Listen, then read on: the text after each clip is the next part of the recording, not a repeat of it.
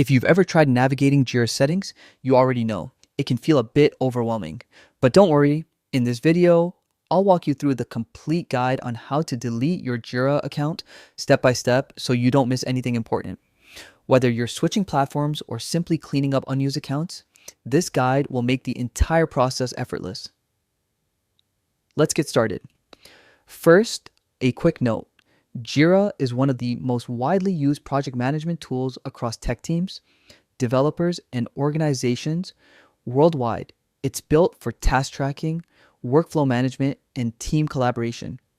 But if you're leaving Jira or want more control over your personal data, knowing how to manage or delete your account is essential. So open your favorite web browser. You can type the Jira website directly or simply search Jira on Google. Once you reach the homepage, log in using your credentials. After signing in, look toward the top right corner of the screen. You'll see your profile icon, either your initials or your avatar. That's where you begin. Click on that profile icon and a small drop-down menu will appear. From here, select Account Settings. This will take you to your personal dashboard, where all your preferences and data settings are stored.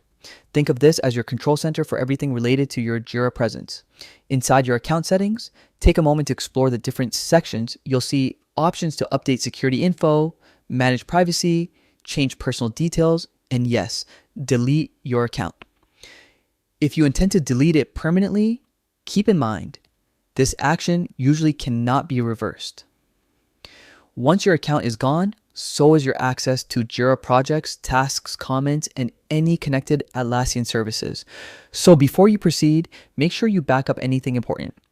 Understanding how these settings work isn't just about deletion, it's also about taking control of your digital workspace.